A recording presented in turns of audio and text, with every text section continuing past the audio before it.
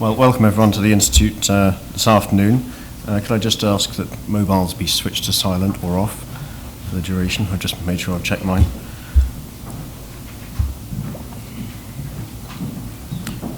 Nigeria's armed and security forces are currently engaged in military operations in the country's north, aimed at countering the Boko Haram insurgency. Though military operations have taken place for some years, in the wake of one attack in May 2013, Nigeria's President Goodluck Jonathan was reported as saying that these terrorists and insurgents seem determined to establish control and authority over parts of the nation and to progressively overwhelm the rest of the country. A state of emergency was declared in 3 northern states and a large military deployment authorized. Virginia Kamoli will today analyze this response. Is it enough or is it too late? She will also examine Boko Haram's international connections and the implications of events in Nigeria for regional security. I'm particularly grateful to Virginia for giving this talk. As the Research Associate for Transnational Threats at the ISS, Virginia's analytical interests are broad, ranging from transnational organized crime to the security effects of narco-trafficking, as evidenced by her co-authored Adelphi book in 2012, to then the extremism and security threats in sub-Saharan Africa and the Sahel. Virginia has just returned from a field trip to central and northern Nigeria, gathering material for a forthcoming book on Boko Haram. She'll speak for about 30 minutes, leaving about 30 minutes for discussion.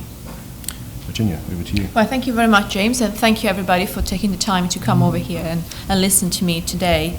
I'll cover 4 main issues in my presentation. First, I'll give you a short introduction about Boko Haram and Ansaru, and then I will look at the government response. Then I will talk a little bit about links between Boko Haram and Ansaru and other jihadist groups across sub-Saharan Africa and the Sahel. And finally, I will talk a little bit about implications for regional stability. A little disclaimer, I'll try to cover quite a lot in my presentation, so I will touch upon some of the issues quite superficially, so feel free to ask me for more details at the end.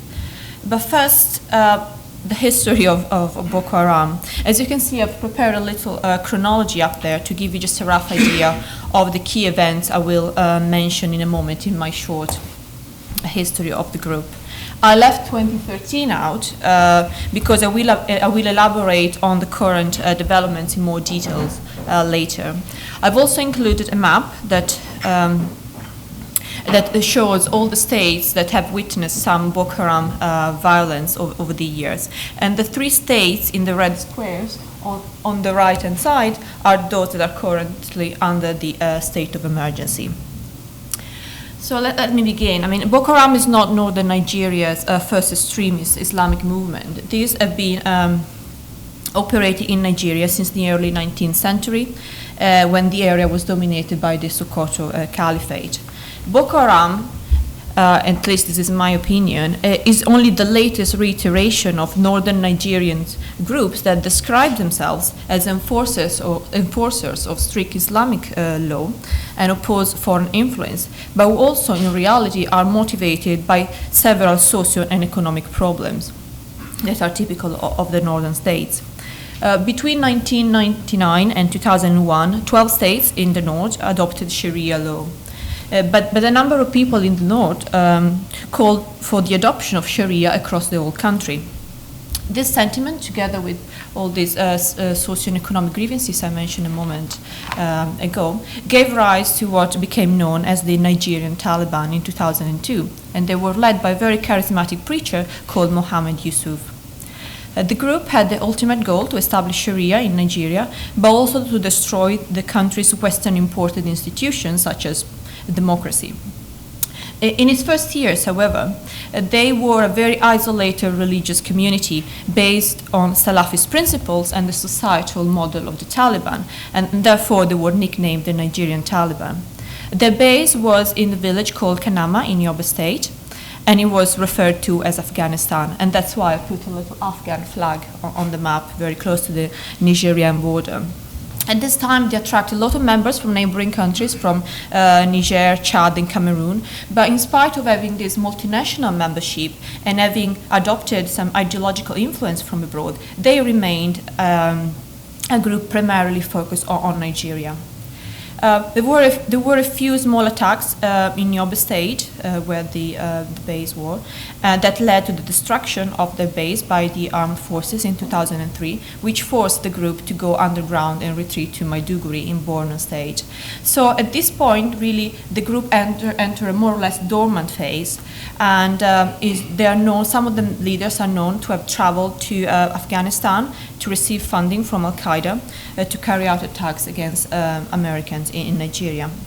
And this more or less dormant phase lasted more or less until 2009, when they launched a small uprising in some northern states.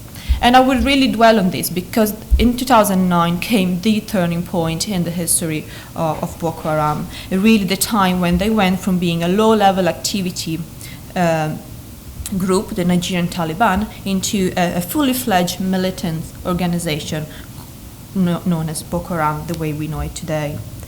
I should have said from the beginning that Boko Haram is the name given to the group by the media and by the neighbors. It's not the name that the group had chosen for itself. So after a 4-day battle with the Nigerian forces in Bauchi, Kano, Yobe, and Borno states, over 800 members were killed, including Mohammed Yusuf, the leader, while he was in police custody. Then avenging his death, which was notoriously filmed and posted on YouTube, became a key rallying point for Boko Haram when it reconstituted itself in 2010. And Yusuf's death still resonates with the group today. So at this point, really, Boko Haram's identity started to change after the leadership went from being in the form of Yusuf's, a moderate preacher, to the group being led by a very radical and violent man, Abu Bakr Shekau, in 2010, who was at the time Yusuf's deputy. It's very interesting because Shekau really tried to tie Boko Haram to international jihadist movements in his statements by adopting very strong anti-American rhetoric and also showing support for jihadists in Algeria, in Yemen, in Somalia, in Iraq, and so on. Also, under Shekau, the group stepped up its attacks, and now their targets are, there's so many different types of targets. They target police stations, churches, schools, banks, mobile phone masts, state institutions, markets, clinics, lots of them. And they've really become infamous for their attacks on churches on Christmas Eve and Christmas days. As for the weapons they use, it's really anything ranging from locally made pistols that fire a single shotgun shell to truck-mounted anti-aircraft guns. ID, so improvised explosive devices, born improvised explosive devices, suicide attacks, shootings, and using remotely propelled grenades are all tactics very common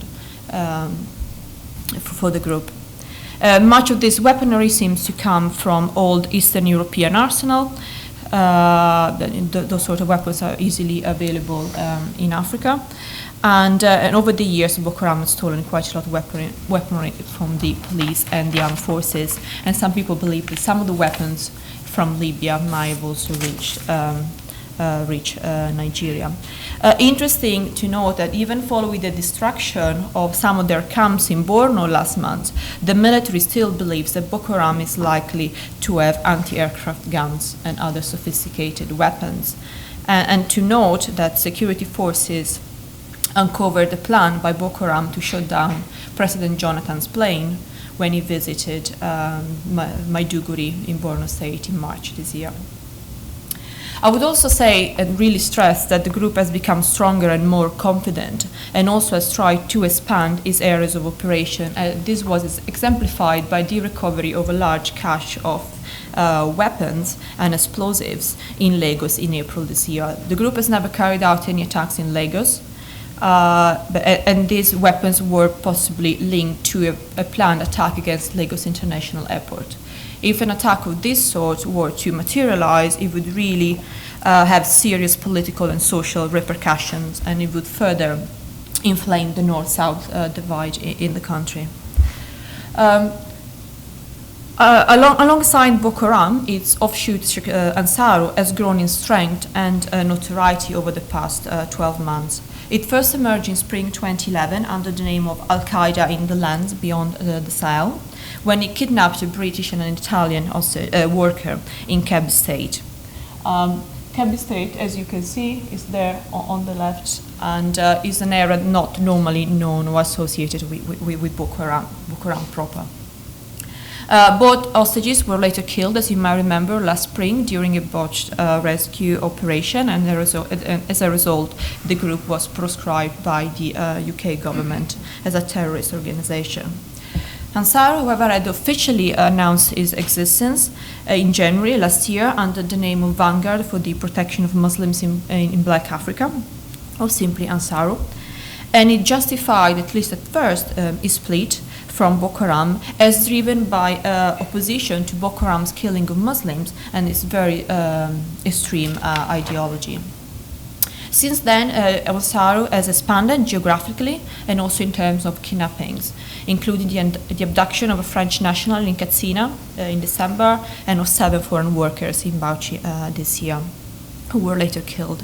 It's very interesting to stress the hostage-taking issue because until very recently that was one of the main differences between Ansaru's modus operandi and Boko Haram's. But Boko Haram itself, in spite of its Nigerian-specific targeting, has taken hostage a French family in Cameroon, as you might remember from news reports. However, many would argue that was an opportunistic attack, and some even believe that Ansaru may have facilitated the operation. But I will leave it there now, and I will talk about Ansaru a bit more later on. And now I want to turn to the government response. I mean, after years of effectively denying the magnitude of the Islamist threat and finally realizing its strategic importance, the Nigerian government last year created the position of the counterterrorism or the National Counterterrorism Coordinator under the Office of the National Security Advisor. And is also to launch a new national security strategy and notably a national counterterrorism strategy, NACTEST, that is currently under review. And I was very lucky to catch a glimpse of it while I was in Abuja. And this strategy, the counterterrorism strategy, will include, among others, a counterterrorism center with branches responsible for analysis, training, strategic communication, and behavioral analysis. This strategy has been heavily influenced by counterterrorism strategies in the UK and in the US. And in the way it structures, it really mirrors the UK contest strategy. In paper, it looks extremely impressive and very promising. In terms of implementation, well, that's a different story, and I think there are still lots of limitations, and many things haven't been implemented at all yet. But we can talk more about those issues later on. But this is now, and this is still a work in progress. So let's now take a step back. And if we do that, if we look at the past few years, we'll immediately see that the government approach has really been focused on sending the military. Since 2004, really, the government has increased the deployment of troops to the affected regions, and this approach has been widely criticized for being ineffective. The image of the president as well has been quite weakened because in spite of his very ambitious plans and rhetoric, he has not managed to curb the violence, nor to address the socioeconomic problems that grievances that seem to be driving the discontent in the north. Growing insecurity in Borno State and elsewhere in the northeast part of Nigeria led to the establishment of a joint task force, codenamed JTF Operation Restore Order, in June 2011. The mandate of this task force was really to restore law and order to the north, northeast, and especially in Borno. And this is a joint task force that consists of elements of the armed forces, the police, the Department of State Security, Customs, Immigration, and the Defense Intelligence Agency, and it's led by the Army. Rules of engagement haven't been made available, so I won't be able to say more about that. And later that year, a number of permanent operational bases were also established in a number of states in the northeast. Three states, as I said at the beginning, are now currently under a state of emergency, but this wasn't the first time a state of emergency was declared. In fact, already in January 2012, the president declared a state of emergency across 4 states, in Borno, Yobe, Niger, and Plateau, and granted some emergency powers. The state of emergency lasted for 6 months and was not renewed. So this is very briefly what happened, but I will now, try to make some comments about this, because I really think that the use of the military can be pretty problematic, and the Nigerian example has proved that. Human rights abuses have been reported following army deployments in the north, and some Boko Haram attacks have actually taken place in retaliation for the very brutal actions by the government forces. A well-known Amnesty International report that came out in November last year documents very well the various cases of summary executions, extrajudicial killings, house burnings, and so on. This year, to give you an example, the town of Baga in Borno became the stage of a very fierce exchange between Boko Haram and armed forces that lasted several hours. And nearly 200 people were killed, dozens were injured, and over 2,000 buildings were completely destroyed. So this incident is now under very close scrutiny following allegations of excessive use of force on the part of the military. And since then, some satellite imagery has become available, confirming that over 2,000 buildings have been destroyed during a military raid to hunt down Boko Haram. In my personal experience, when I was in Kano a couple of months ago and was talking to residents there, the memories of the attacks that took place on the 20th of January 2012 were really very fresh in their minds. That was the day that really changed their lives and also changed the city. Since then, there are military everywhere, checkpoints everywhere, trade. Well, Kano is one of the key commercial hubs in the whole of Africa, and trade has gone down incredibly. And but what is interesting is that after a series of coordinated attacks that resulted in over 200 people being killed, days after this, still bodies could be found in roads quite far away from the explosion sites. This was quite disconcerting, and people started to believe that these deaths hadn't been caused by Boko Haram, but by the JTF, by the government forces. In fact, a few days later, Boko Haram started distributing leaflets in which they claimed responsibility for some of the deaths, but not all of the deaths. And they accused the government for their brutal actions. And by talking to people and average citizens in Kano, I really had the impression that most people would actually believe Boko Haram, based on the fact that in the past the group had never had any problems in claiming responsibility for the attacks. The other problem that I think really hinders the state response is the rampant corruption that weakens the judicial system. Some early arrests showed that some of the Boko Haram militants were the children of the affluent upper class, and in subsequent investigation, tardiness, absence of transparency and lack of convictions suggested a willingness to protect some of those detained. The judicial system also suffers from a huge backlog with pre-trial detentions lasting up to 3 years.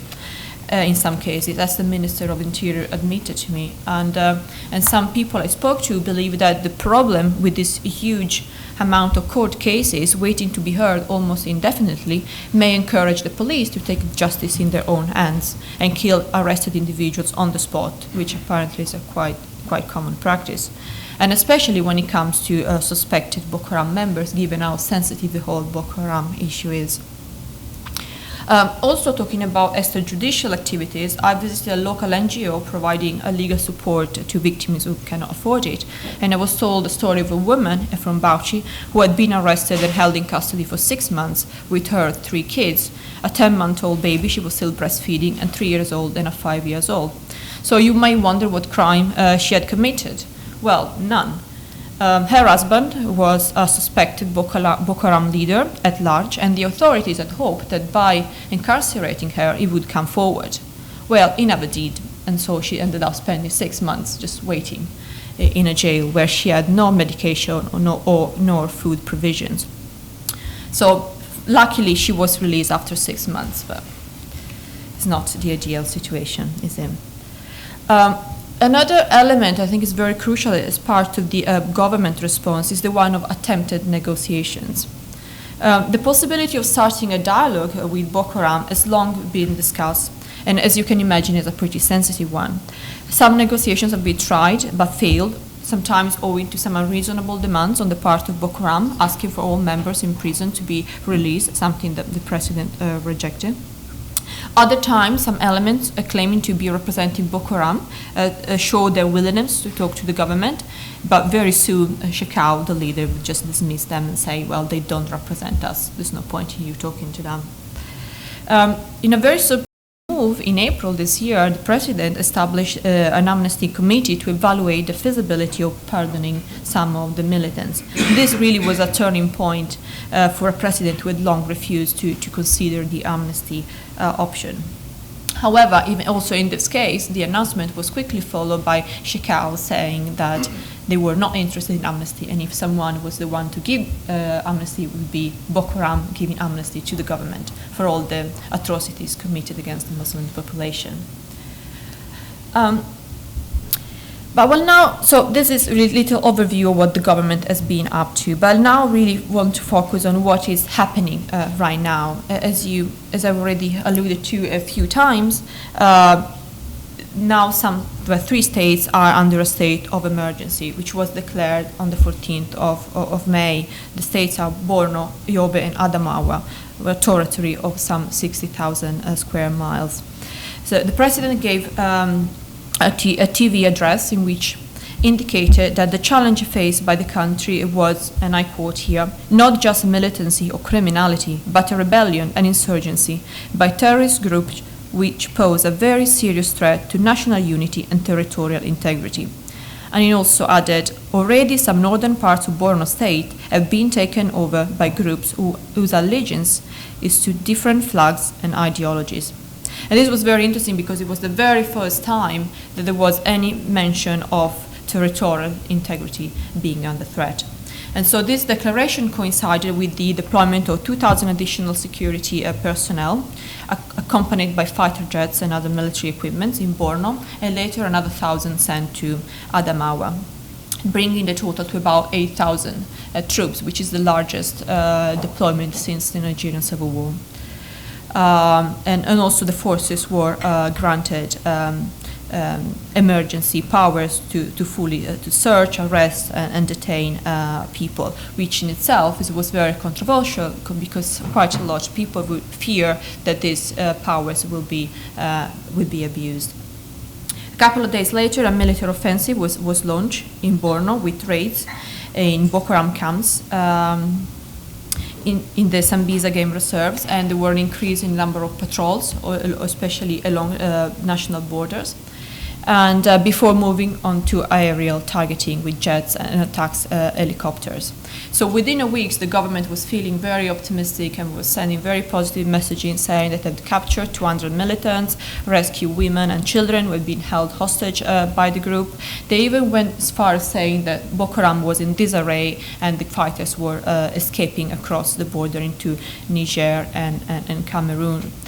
However, Boko Haram's assessment of how the campaign was progressing was a slightly different one. And I would like to show you a video where Shekau tells you his own impression. mu yake ku mu nas da yake annabi sallallahu alaihi wa sallam ma Allah yace nabiyul ummi annabi ne ba kauye bai iya rubutu ba bai iya karatu ba ga sunan ku hasara Allah ne mana alkawari a daidai lokacin da ba mu da karfin da zamu tashi mu fuskance ku ban da karfin Allah nahnu bi idhnillahi ta'ala. By the grace of Allah, we will never abandon this jihad until death.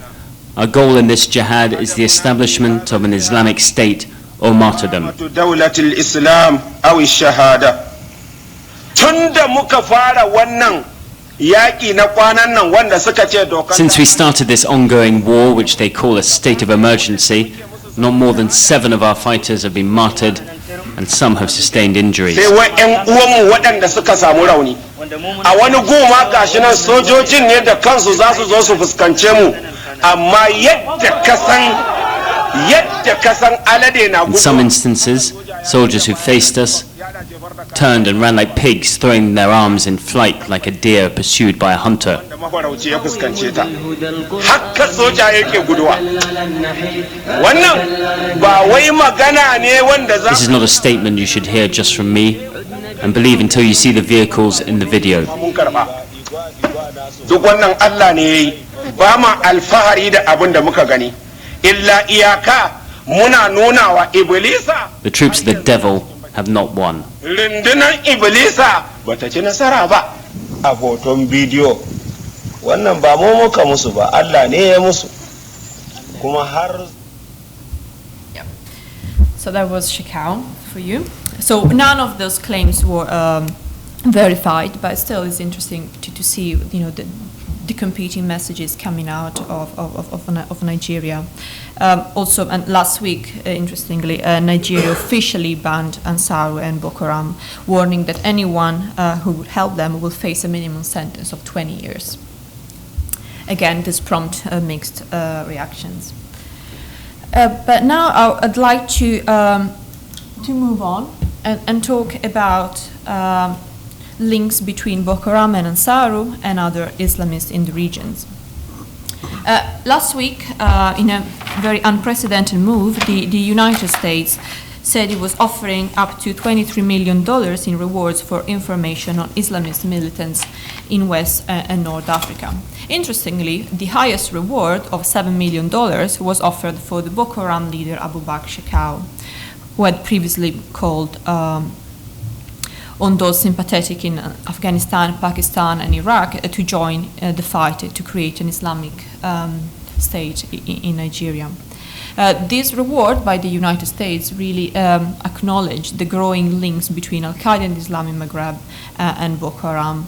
These links, as acknowledged by the US State Department, are not as solid as some other terrorist organizations, but nonetheless very dangerous links and something that should be stopped. Also, this is an indication of the major shift that the group witnessed when the leadership went on to Shekau and the whole movement became much more radicalized and its capabilities increased very considerably. So this US decision really belongs to the growing body of evidence that over the past few years has indicated a growing links between Boko Haram and other groups such as Al-Qaeda in the Islamic Maghreb and Al-Shabaab in Somalia. General Carter Ham, the former, when he was commander of the US African Command, was one of the very first senior foreign officials to raise the alarm, and already in August 2011 he was talking about likelihood of Boko Haram establishing contacts with Al-Qaeda and Al-Shabaab, describing this possibility, if confirmed, as the most dangerous thing to happen, not only to Africa, but also to the US and to the West. Today, it has to be pointed out, however, that Boko Haram has not been recognized by the Al-Qaeda core, and so any cooperation with Al-Qaeda-related groups seems to be of a tactical nature, and there is no evidence of them being strategic partners. The tactical evolution of Boko Haram is probably one of the key indicators that Boko Haram members have been exposed to fairly sophisticated training and have also received funding from more senior Islamists. Intelligence also suggests that training has taken place. Boko Haram members have trained at AQIM camps in the Sahel and Somalia with Al-Shabaab. But it's I think at the sub-regional level, the Boko Haram's connection are more established, especially along the borderlands with Chad, Niger, and Cameroon, where they smuggle weapons, they recruit members from those countries, and they also seek refuge along those borders when they try to escape the Nigerian security forces. And Boko Haram also has a fairly strong ideological impact on those countries, especially on Cameroon, when some of the Boko Haram ideology has spread quite significantly in Cameroonian mosques. But all in all, we can say that up until fairly recently, Boko Haram has been a movement primarily or exclusively focused on Nigeria. It's a very inward-looking movement. But things have started to change with the security crisis in Mali, and really has started to change Boko Haram's identity and its focus and stance. I mean, security forces from Niger, Nigeria, Algeria, Mali, they've all confirmed that there has been some cooperation between Boko Haram and Al-Qaeda and the Islamic Maghreb and sympathizers in northern Mali. And the Nigerians have confirmed that Boko Haram cells and members have been transiting through Niger from Nigeria to reach northern Mali. I will spare you various accounts, reports of Boko Haram's members fighting in Gao, in Kona, alongside Ansar al-Din, AQIM, and the movement for jihad in West Africa. But there is a really growing evidence of that. And Shekau has been believed to be hiding in Mali for some time, and probably now is no longer there, but it was there for some time. What I think, however, is that Ansaru, the splinter group, that is the one most active in Mali. And I'm saying this because of its greater ideological affinity with the Al-Qaeda sympathizer groups, and in particular the movement for unity and jihad in West Africa, whose goal is to spread jihad across West Africa. And interesting also is that in January, Ansaru claimed responsibility for attacking some Nigerian troops in Nigeria that were bound for Mali. So this is, I think, these are good indicators that some cooperation definitely exists between Boko Haram and Ansaru and Al-Qaeda in the Islamic Maghreb and other similar groups. I think all of this poses some very serious threats, not just for Nigeria, but for the region, more broadly. And I will list a few points of concern here. First is that with Boko Haram and Ansaru returning to Nigeria after having been exposed to Al-Qaeda ideology, which is more international jihad, is really shifting the situation within Nigeria. We might see an increase in the targeting of foreign and Western nationals. So we've already, in fact, seen a few Westerners being kidnapped in northern Nigeria. Also, this broader ideology, which is strongly anti-Western, can be used to recruit members from other countries outside Nigeria, and not just from Cameroon, Niger, or Chad, but also from Burkina and Senegal and Guinea. Those countries all have large Muslim communities. They all have problems related to poverty, lack of education, artificial boundaries, ethnic divide, fragile democracy. And they've all witnessed, to one extent or another, some form of Islamist infiltration in 2012. The other source of concern, I think, is that we're really seeing the creation of this arc of insurgency that links northern Nigeria, Mali, Niger and northern Mali, which could also have some spillover effects. And possibly, I think, is the possibility of new Boko Harams emerging in the region, in neighboring countries. And as I mentioned earlier, the strong influence that Boko Haram is having in Cameroon. So I wouldn't be surprised to see new Boko Harams emerging nearby. So finally, I know I've spoken too long. If I'm asked to look ahead, I have very little optimism. The security situation has worsened to a point where territorial control was lost, and therefore a substantial military intervention was probably inevitable. But I don't believe that a military solution is all is needed here. Look at history. Many similar movements have emerged in northern Nigeria over the past 2 centuries, and they all have been dealt with in a repressive manner, providing the temporary illusion that the problem has been eradicated, while in fact the group in question was just pushed underground, only to re-emerge a few years later with a slightly different name, but driven more or less by the same issue and same grievances. So nothing is new really about Boko Haram. The only novelty is that in the 21st century, groups of this sort benefit from the advances of communication and information technology that their predecessors could only dream of. And it's not all about sending soldiers and more guns. Issues of socioeconomic and political marginalization should be addressed. I know there is lots of debate about what really motivates Boko Haram. Some argue it's all to do with the clash between Islam and Christianity. Others say it's economic. Others say it's political. Well, we are not talking about a monolithic movement. Insurgencies rarely are. And my understanding is that all these aspects are present within Boko Haram membership. So, unless the government addresses the fact that 73% of northern population lives in poverty, 73, and the national average is 60. And 49% of northern youth are unemployed. Again, national average is 34. And the fact that 70% of northerners are illiterate, and there are more Islamic schools than primary schools, and these schools are not supervised by the government, and all these children do is memorizing the Quran in Arabic, a language they do not speak, and therefore they don't understand what they're learning, and the other activity is begging. So unless all of this is addressed, including that feeling of having been forgotten by the central government, which so many people have told me about, well, unless that is done, no state of emergency or military deployment will, I think, ever be able to grant lasting stability, and I'm pretty sure that the new Boko Haram will sooner or later emerge again. Thank you. Virginia, thanks. I'll open it out to the floor for questions, comments. Benjamin. Benjamin Bilski from Fairviews Foundation. Thank you, Virginia. Really excellent speech. Two small questions. One, could you say something about the sources of funding? Yes. You worked on the drug trade in West Africa. I guess Boko Haram linked to that. And second, also, is there a source of funding? Did they have sponsors in the Middle East?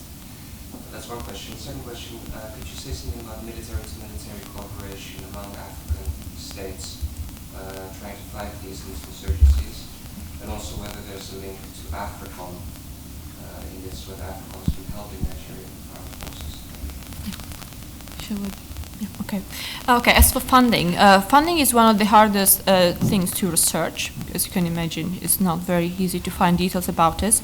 Okay, one of the main sources is bank robberies. Boko Haram conducted quite a few of them. Then they do get funding from their AQIM friends. Then there are, of course, speculations about some donations coming from the Gulf, as you alluded to. Again, very hard to quantify a pinpoint. The other thing, and again, these are allegations, is that some northern leaders, northern politicians, support them, even financially.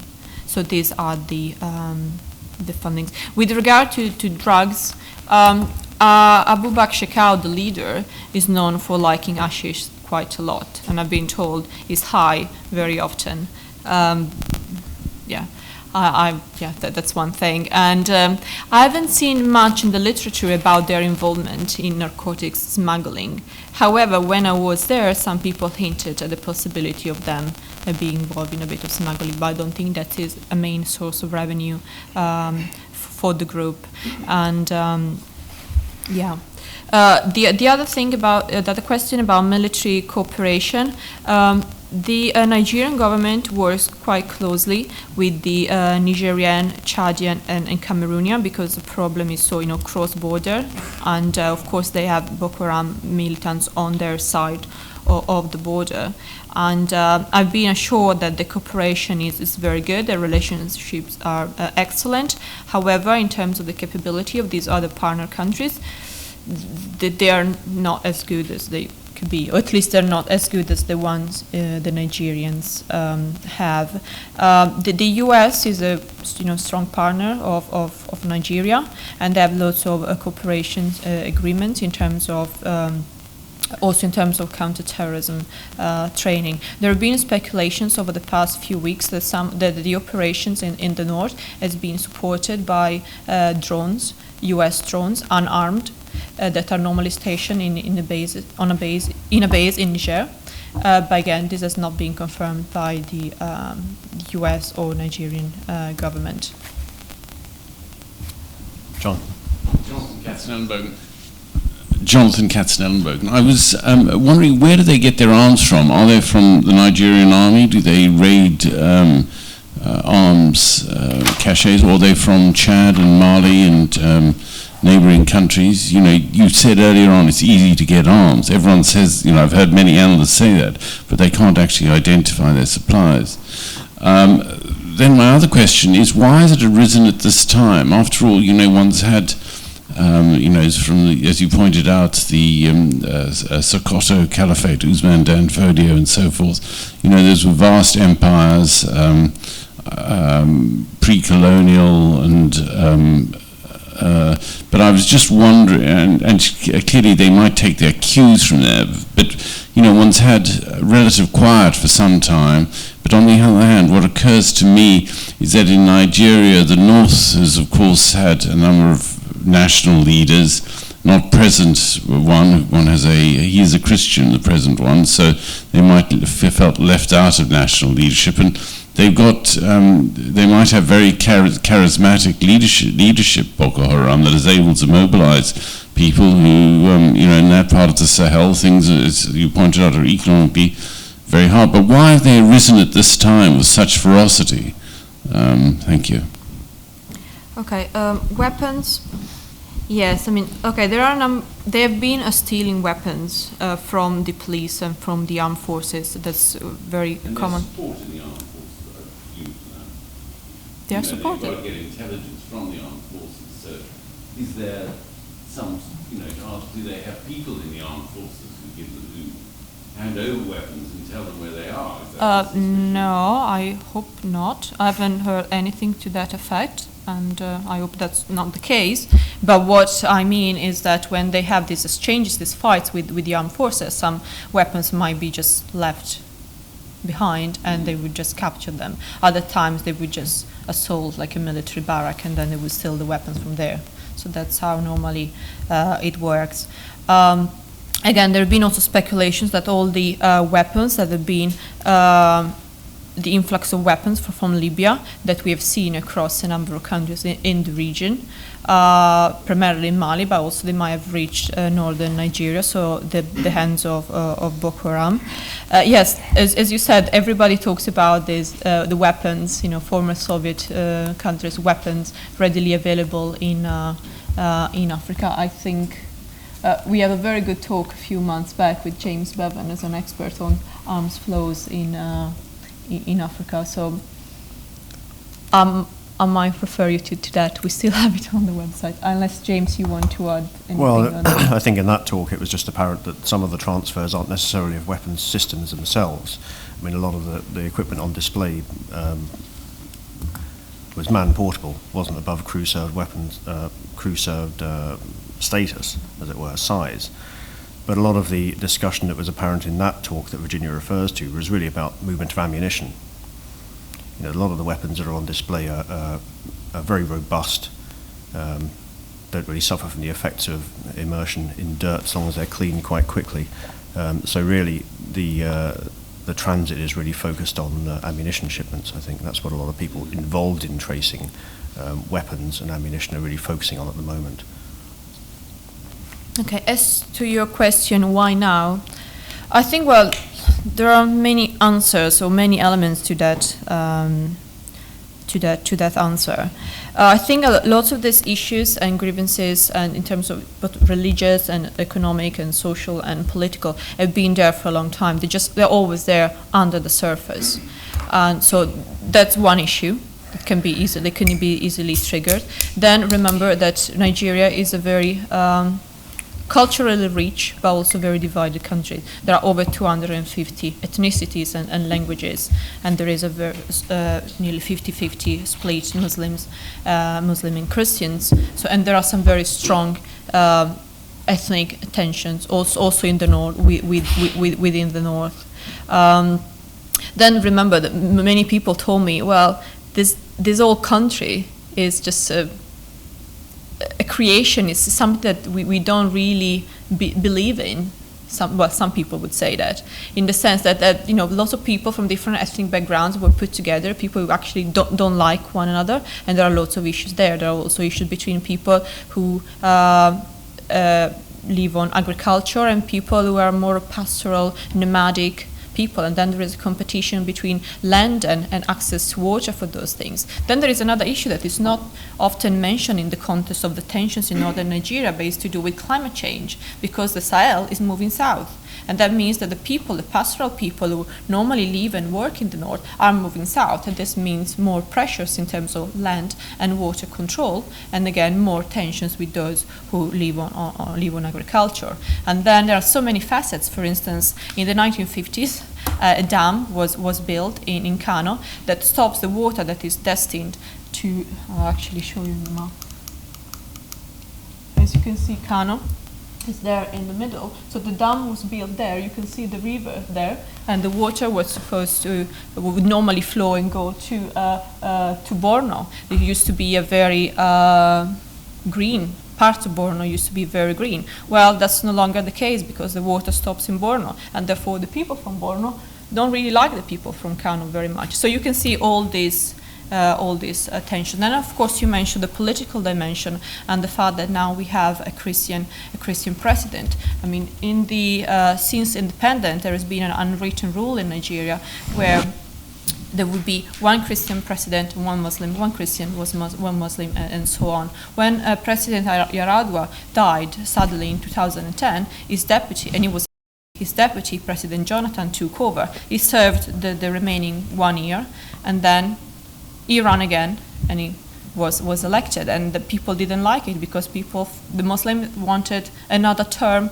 for a Muslim president. So there are so many tensions, and we are talking about Boko Haram and Ansar, but there are so many other groups, violent groups motivated by different grievances or ideologies that are active in Nigeria, which is, after all, a fairly violent society. So I think lots of things, coming together, they don't need much to be triggered. And I mean, the 2009 killing of Yusuf, that was a major trigger. The emergence of Shekau, such a radical leader, that was a major trigger and a game changer. And I think Mali, that also, from a regional perspective, was also a big game changer. Ben. Ben Barry from the Institute. Thanks. Virginia, thank you very much. It's crystal clear. I wonder if I might ask you a couple of questions on the government response. Is there any sense that the government seeks to tackle the socio-economic causes at all? Secondly, do you have an idea of the numbers of government forces? Because in many previous insurgencies, counterinsurgencies, the government has needed a sort of 20-to-1 advantage of boots on the ground to stabilise an area. And do you have any sense whether or not they're actually developing intelligence and able to use it at all, which of course reduces the requirement to crash around in a generally repressive sense? Yeah, okay. Thanks, Ben.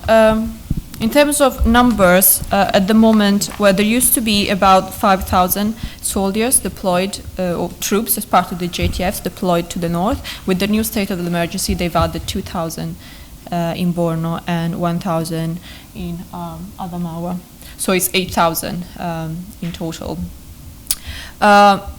In terms of intelligence, I mean, as I said, the JTFs also consist of an intelligence element, and someone who is really an expert on how the JTFs work and they operate in the fight against Boko Haram explained to me how it all works. They send the Air Force for a recce operation, and then they send the police to control the place and deal with the people and cordon the area. Then they send intelligence to gather information, and then there is custom tracing weapons and bomb makings. And then when everything is ready, they send in CT trained army personnel.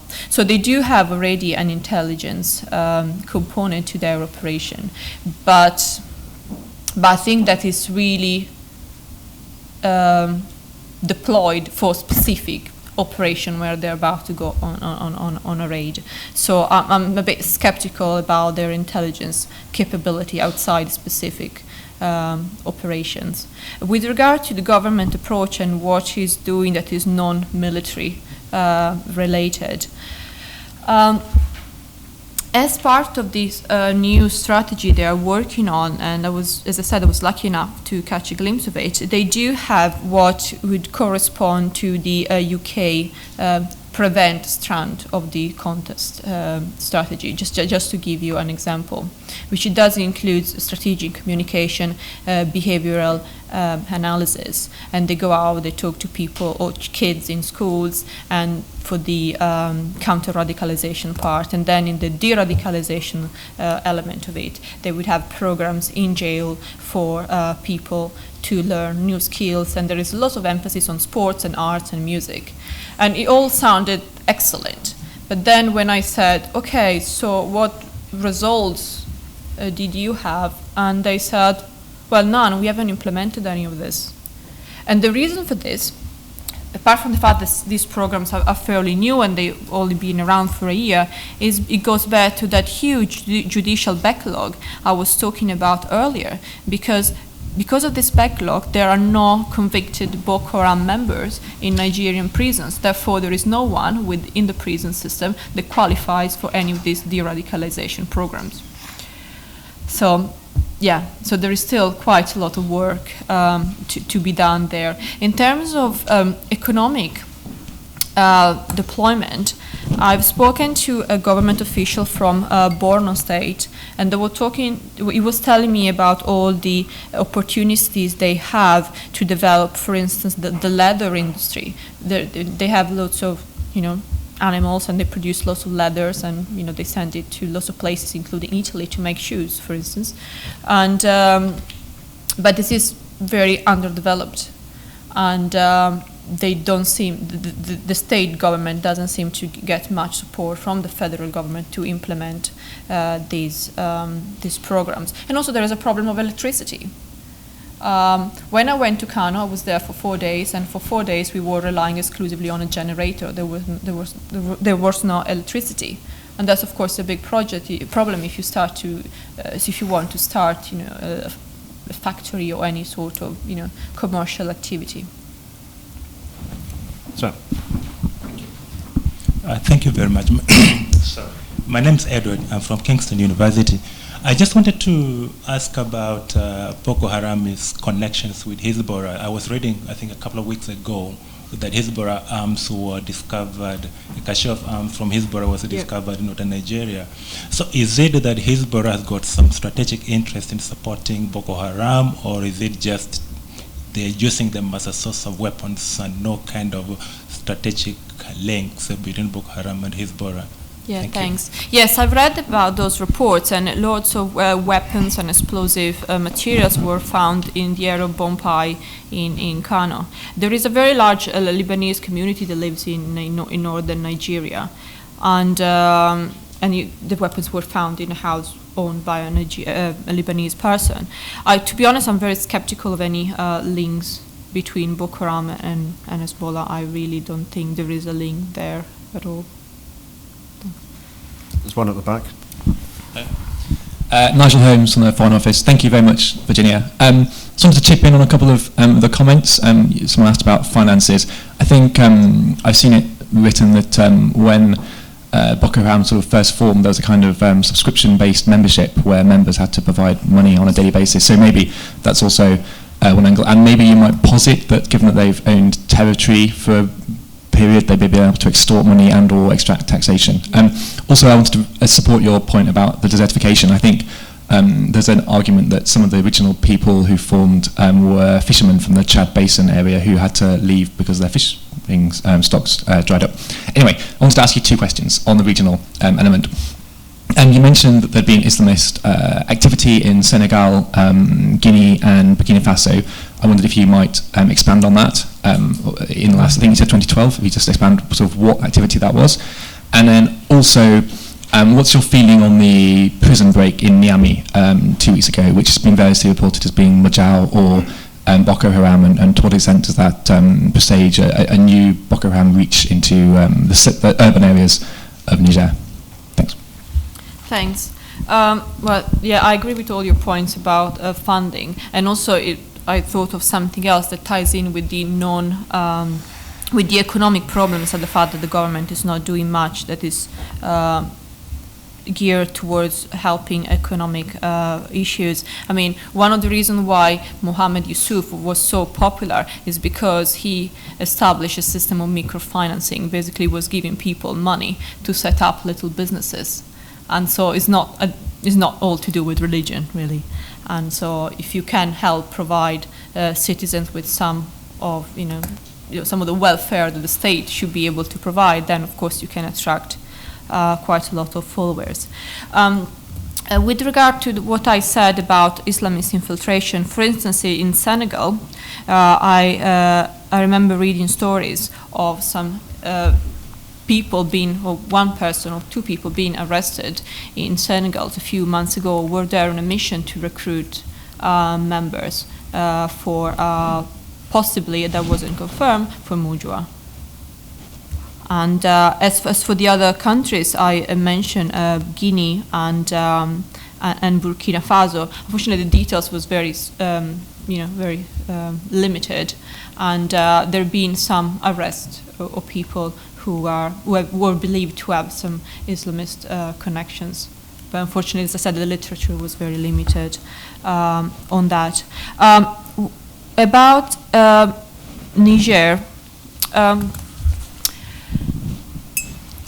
Boko Haram, I think is fair to say that they are active in Niger, at least to the point that they use Niger as a transiting countries. And even before the crisis in Mali, a number of Boko Haram cells have been confirmed there by the Nigerian government. And Niger is also in a very weak position because it's very long been used by AQIM, and also has been used for lots of smuggling that takes place across the country, and also the security forces there are also fairly weak. There are lots of tensions between the military and the civilian government. So I think looking at Niger, I think it could be probably one of the next places to watch. One more from John. I was wondering, what is Boko Haram's aim? Do they want to create a caliphate? And more immediate, what are their, would they create their own areas and appoint a governor in those with their own administration, in which case they would be vulnerable to attack? Is it to create just sheer terror and see what comes out of that? What is their political aims? I haven't seen any statements from them on this. Perhaps you might have. Yeah, well, the main aim of Boko Haram is to Islamize the whole of Nigeria and get rid of all Western influences. There's something that I think I should emphasize here, and I haven't explained properly earlier. The Boko Haram itself, the name means Western education is forbidden or sinful, and that's actually what is commonly said in speeches or in the press. But actually, it's not so much to do with education; it's actually to do with civilization, and there is a big distinction there.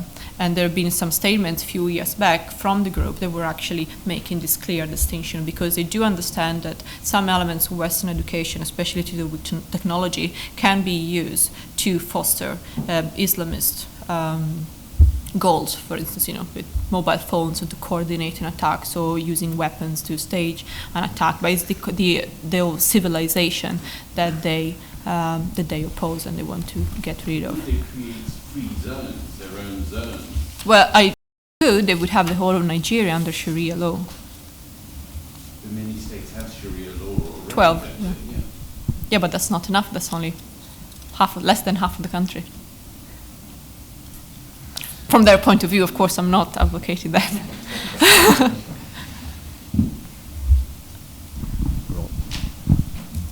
Thank you, Virginia. What will be the likelihood of Nigeria actually to becoming like Mali, for instance? I'm asking that because France recently, actually they have changed their policy towards Africa. The France President François Hollande recently said that its policy towards Africa will be about terrorism first and then helping with development. Now, during his last speech with the UNESCO, I think it was, he said that the Sahel region obviously needs to do, the African needs to find the solution for the African problems, but he said also that like the African armies needs the help, the training, as well as the equipments, probably from the, like the Western countries. And he he invited even the African head of states to Paris for like a sort of like a conference where they're going to discuss about this, terrorism in Africa, because as you can see around Nigeria, most of the Muslim communities actually are also French-speaking, Francophone. And that's why I think they changed their, sort of like policy towards their, former colonies. So really the question is, what sort of like, solution, like the Western communities actually, the international community can give Africa, for their development and to resolve this sort of like terrorism issues throughout, the region. Yeah. Maybe let's keep it to Nigeria. Otherwise, we'll be here for a while. Okay, well, still a big question. Well, I think Western countries and the UK in particular is very much involved in Nigeria, and there are lots of people from the government or lots of NGOs that are active in Nigeria and are also involved in lots of development programs, including in some of the northern states that are affected by the Boko Haram insurgency. Of course, their work is made very hard by the security situation. I think what the Western governments can do to help Nigeria, and perhaps primarily the UK government because of the close links and the historical ties and so on, is to continue to support the country in terms of development with the existing development programs, some geared towards education, some health and agriculture and so on, but also really advise as much as possible the Nigerian government when the government designs its strategy to tackle these problems. As I said already, there has been quite a lot of cross-contamination, as I said, because in the counter-terrorism strategy of Nigeria really mirrors the one in the UK and the one in the US. But then when it comes to implementing, I think the local partner, Nigeria, still needs quite a lot of help also to make sure that implementation also doesn't infringe human rights, because I think that's it's a very critical issue. And even if the army component of the JTF is counter-terrorism trained, so they're much more sophisticated than regular troops, they still often commit lots of abuses, and I think that has to be stopped because it only generates lots of additional grievances. We started a little bit late, so maybe I can just ask one more myself before we close. In terms of the government's JTF response, I mean, how sustainable do they think that the sort of military-led component of that is, given that eventually you would expect law and order tasks to be performed by the police in these areas? And what does that tell us about perceived problems with the police, and also what is being done in terms of capacity building to bolster those forces so that eventually the military role can go to shrink to second place, as it were. Yeah. According to the Constitution, the state of emergency can only last up to 6 months, after which it ends, or it has to be, the National Assembly has to renew it.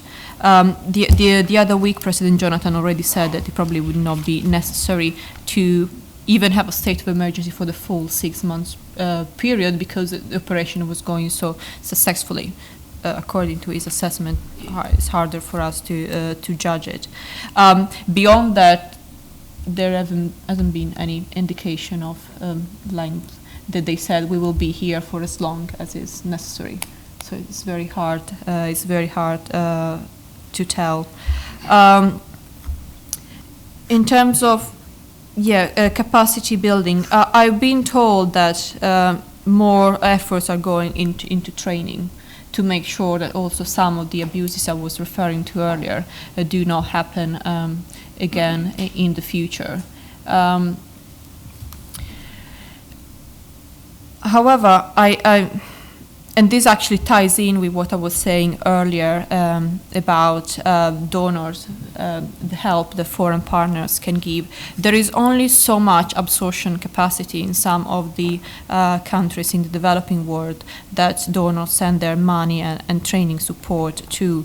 So I think we have to be realistic on how much it can be achieved in that sense. If I compare this to the other work I do on organized crime and all the money that foreign donors, Western donors, send to countries to strengthen their law enforcement capacity to tackle drugs, very often, because they don't realize the limitation in the absorption capacity on the receiving end, very often the receiving countries end up with law enforcement units that are very well trained, but sometimes they go rogue and they end up being very concerning and very advanced criminal organizations. So I think we have to be careful in how much can be done by Westerners. Yeah.